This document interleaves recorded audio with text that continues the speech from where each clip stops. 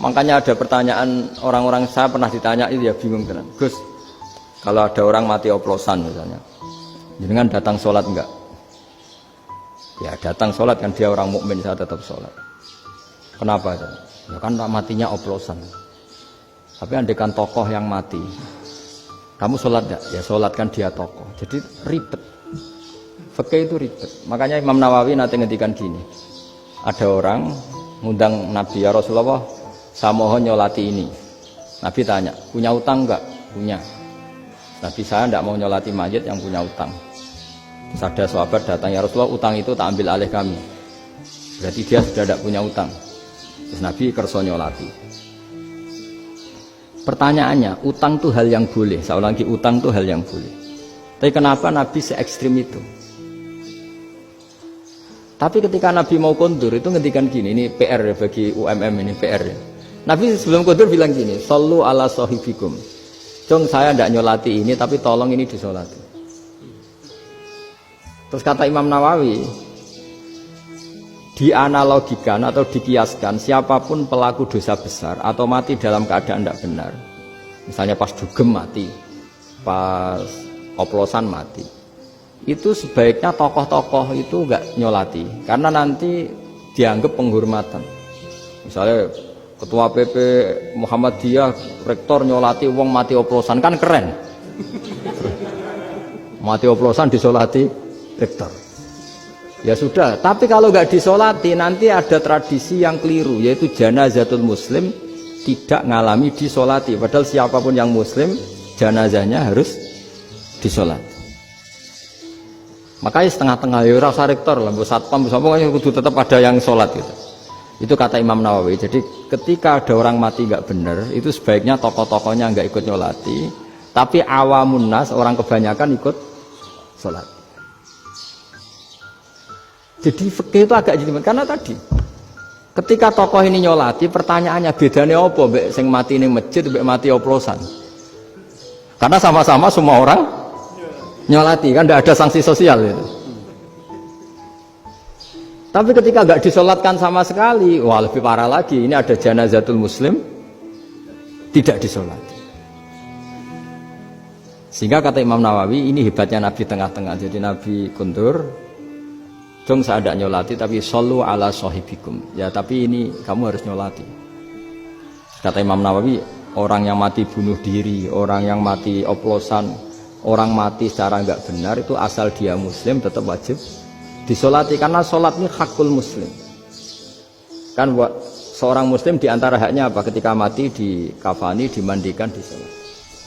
Tapi ini masalahnya matinya pas murtakibul kabiroh, pas melakukan dosa besar. Dan itu sebab kematiannya. Kalau dia oplosan, kan sebab matinya ya karena oplosan.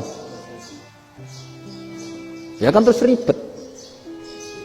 Mau disolati oleh, apalagi misalnya kita ketua ulama, udah terkenal wali, wah keren, mati oplosan itu disolati wali, kan ribet kan. Nanti yang repot malaikatnya. Itu ya, ini yang nggak kata bahaya. Saya pernah baca kitab itu yang repot malaikatnya.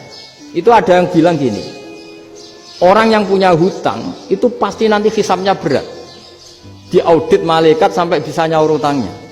Sementara malaikat kena konstitusi, kalau Nabi mendoakan harus mustajab. Ini kan ada dua hukum yang berlawanan. Sekali Nabi berdoa, wa maghfir lahu warhamhu, itu harus dituruti malaikat. Nggak boleh doanya Nabi nggak dituruti malaikat. Sementara aturan Islam juga harus dituruti, bahwa orang yang punya hutang harus tersandra oleh hutangnya. Tapi nak sing dunia Pak Haris kan, nggak TNO. Nggak ngefek gitu. Jadi misalnya Pak Haris bingung sampai nangis semua maghfir lahu kan, nggak ngefek. Malaikat nggak itu, nggak sudah lah Ustaz. Tapi kalau Nabi yang berdoa kan harus diturutin, ini masalahnya kan itu. Nah kalau diturutin berarti hutangnya harus bebas. Padahal secara aturan harus tersandra karena punya hutang. Nah, nanti sama kalau yang mati oplosan ini yang doain wali, kok wali sampai Allah maghfir lahu, doanya wali kan harus terkabul. Sementara secara hukum dia harus kena sanksi karena oplosan tadi. Daripada ngerepotno malaikat, sudahlah wali-wali ini tidak usah ikut nyolatin. Yang nyolati ya orang-orang nggak jelas ini, sehingga kan Malaikat kan santai aja kalau mau nyiksa. Loh tapi kan sudah didoain, gak ngefek. Karena doanya orang-orang gak penting.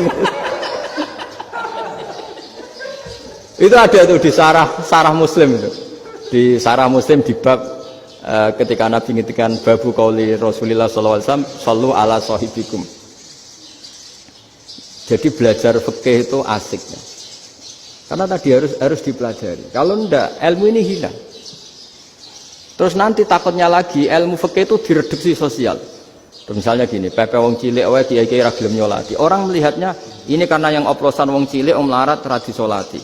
Jajal bupati ya disolati, mergo amplopnya gede-gede kan terus ruwet kalau dianalisis gitu kan ruwet. Makanya kenapa saya harus ngomong fikih supaya semuanya itu enggak didudukkan urusan sosial itu.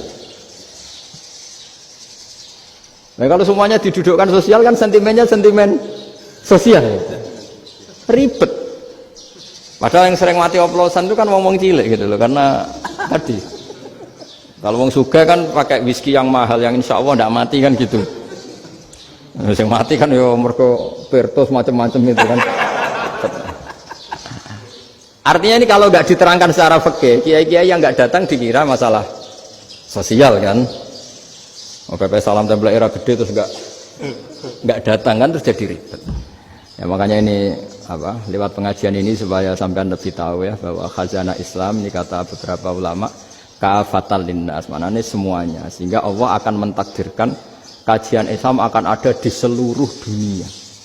Jadi kenapa IAIN marak di Indonesia, UMM, Universitas NU banyak, karena agama ini kafatal linnas, tidak miliknya orang Arab tapi milik semua. Orang alimnya juga gitu. Ketika ada liga alim seluruh dunia, itu orang Indonesia, orang Afrika, ya selalu ada orang alim yang kelas dunia. Seperti dulu ada Imam Bukhari, itu as-sakhul kutub ba'da kitabillah. Kitab terbaik setelah Quran itu Bukhari. Padahal dikarang oleh orang Uzbek. Kata siapa? Islam As-Sobyan, orang Arab ngakui kalau kitab paling sahih itu Bukhari. Mekah Madinah pun ngakui kalau kitab paling sahih Bukhari. Padahal pengarangnya ada orang Arab. Orang mana? Uzbek. Imam Ghazali yang diakui seluruh dunia itu Atus itu ikut Persia, juga bukan orang Arab. Sibawayh ya orang Persia.